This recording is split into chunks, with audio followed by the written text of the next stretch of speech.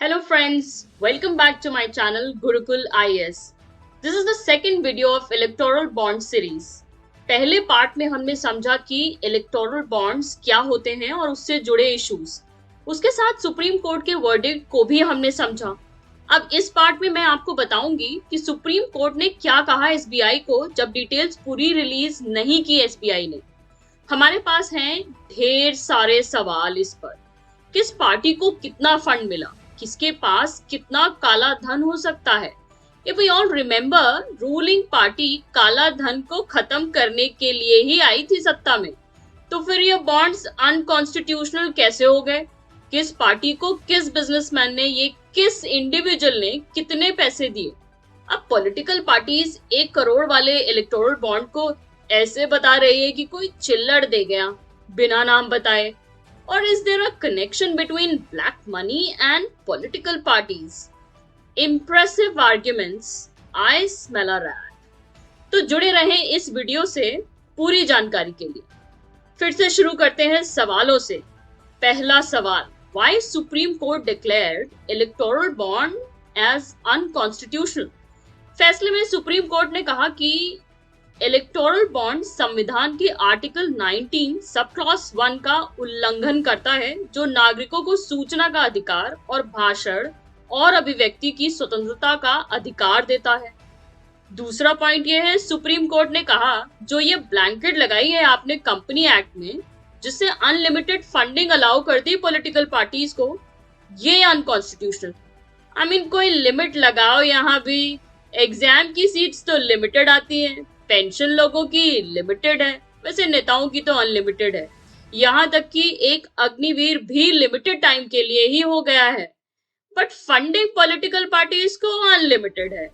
दूसरा सवाल, supreme court ने एसबीआई को क्या क्या डेटा रिलीज करने को कहा।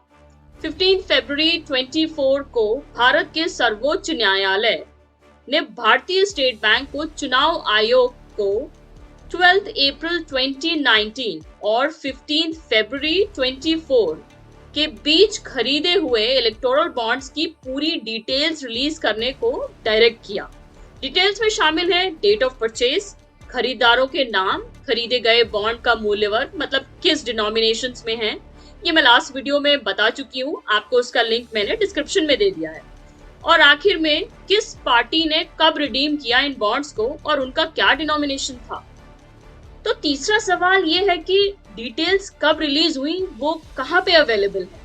एसबीआई ने 13 मार्च को सुप्रीम कोर्ट में एक एफिडेविट दायर कर पुष्टि की कि उसने सुप्रीम कोर्ट के आदेश के अनुसार इलेक्शन कमीशन ऑफ इंडिया को चुनावी बॉन्ड पर डेटा प्रदान किया है। सुप्रीम कोर्ट ने इलेक्शन कमीशन ऑफ इंडिया को डायरेक्ट किया इसे वेबसाइट पे अपलोड कर दें, जिससे आम नागरिक भी इसे देख सके। चौथा सवाल, इन डिटेल्स में क्या क्या पता चला। एसबीआई ने डिटेल्स 2 अलग अलग इंफॉर्मेशन पैकेट्स में रिलीज की। पहले में इलेक्टोरल बॉन्ड्स के खरीदारों की डिटेलिंग थी और दूसरे में उस राजनीतिक दलों के नाम थे जिन्होंने इन इलेक्टोरल बॉन्ड्स को एनकैश किया था। Chief justice of India Shri Chandrachud कहते हैं कि हमने अपने जजमेंट में एसबीआई को बोला टू डिस्क्लोज ऑल डिटेल्स, यहाँ तक कि बॉन्ड नंबर्स भी बताने हैं और बैंक सेलेक्टिव नहीं हो सकते डिटेल्स रिवील करने में। इसके अलावा ये भी बोला कि एसबीआई एक एफिडेविट भी फाइल करेगा जहां वो डिक्लेयर करेगा कि सारी डिटेल्स उसने रिवील की हैं और लोगों से एंड कोर्ट से कुछ भी नहीं छिपाया है। Let's take a moment and clap on this statement. तो मतलब अब एसबीआई फंस गया है ruling government and supreme court के बीच में। अच्छा है, जानकारी लोगों तक जानी भी चाहिए। भाई वादा किया था कि स्विस बैंक में ब्लैक मनी का डेटा रिवील होगा एंड सबको 15 लाख मिलेंगे, तो कम से कम सच ही मिल जाए जनता को। पांचवा सवाल, क्या डेटा रिवील हुआ है और उनके नंबर्स क्या हैं?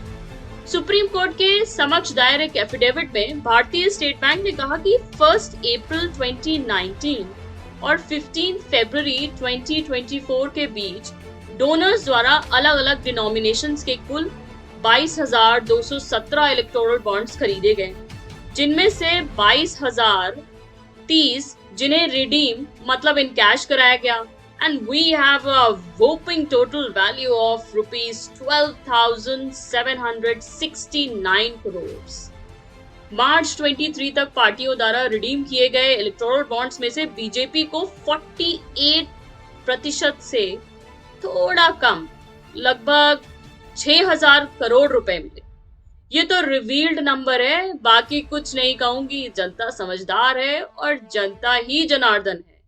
दूसरा सबसे बड़ा डोनेशन तृणमूल कांग्रेस को मिला, जिसे लगभग 1600 करोड़ रुपए मिले, जो कि 12.6% है।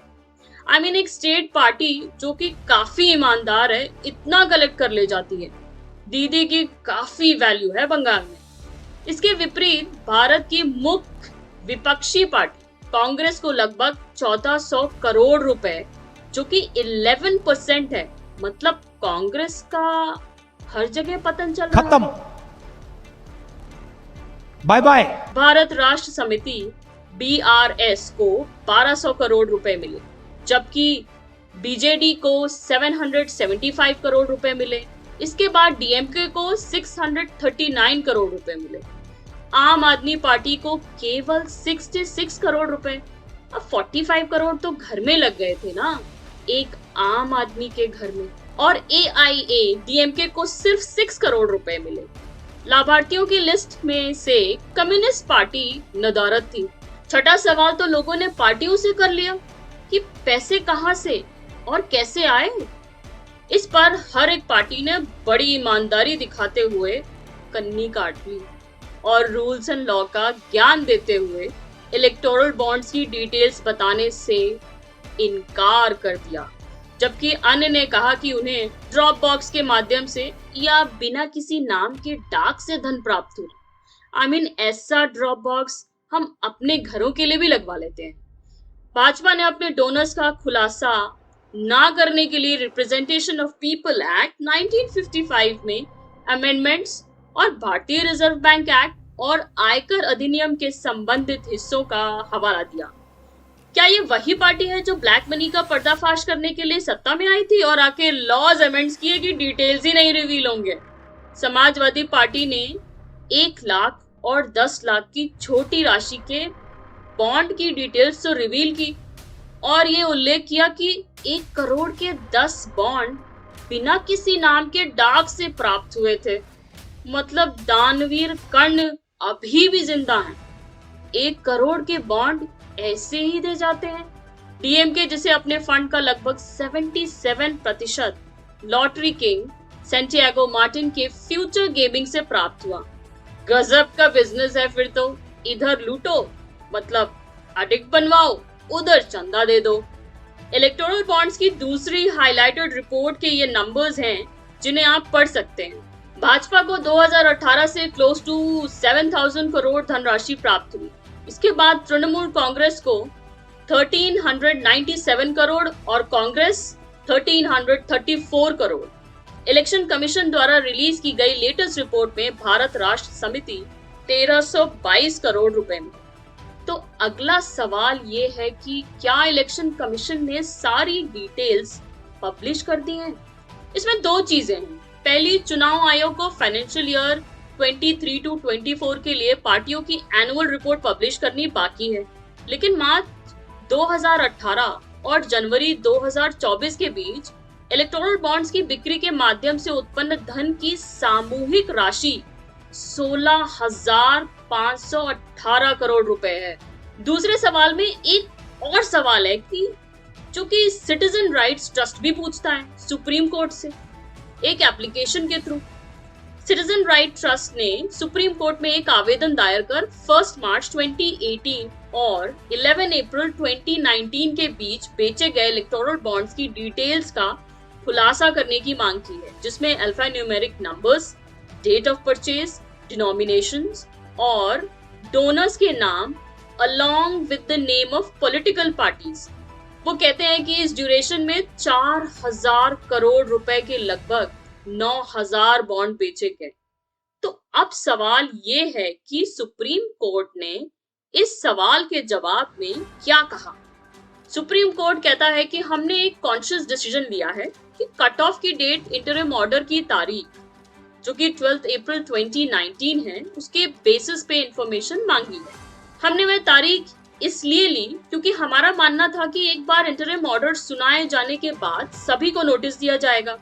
यदि हमें पहले की तारीख पर वापस जाना है तो यह निर्णय का एक महत्वपूर्ण संशोधन बन जाएगा और इस निर्णय की समीक्षा की आवश्यकता होगी, मतलब जजमेंट के रिव्यू की रिक्वायरमेंट होगी।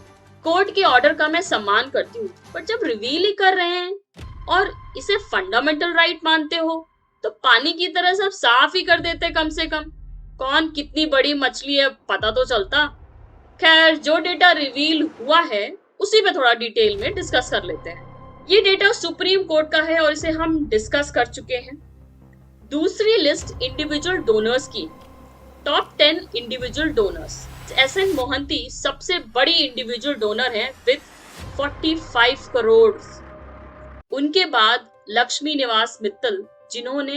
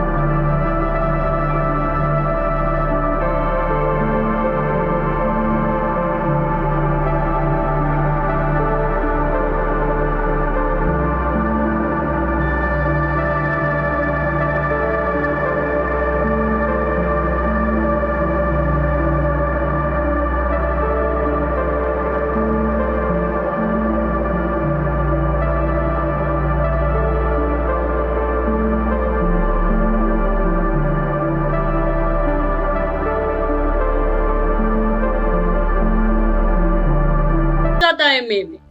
सीरम इंस्टीट्यूट ऑफ इंडिया ये भी बॉन्ड्स खरीदते हैं अगस्त में और इन्हें तो अगस्त में ही कॉन्ट्रैक्ट मिल जाता है।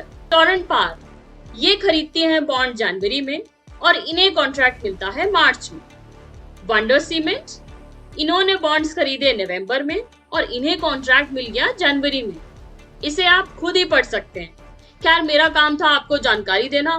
बाकी जनता आज की पढ़ी लिखी है, वो अपने वोट का अच्छे से यूज करेगी और इंडिया अगेंस्ट करप्शन में हर किसी से सवाल पूछेगी, चाहे रूलिंग गवर्नमेंट हो या ऑपोजिशन, क्योंकि हम देश के नागरिक हैं। देश की भलाई के लिए सवाल पूछने से देश को और हमें फर्क पड़ता है, तो हम पूछेंगे। With this, stay tuned to your own channel, Gurukul IAS. Please like, share and subscribe to our channel for more future updates. Thank you. Jai Hind. God bless and bless you.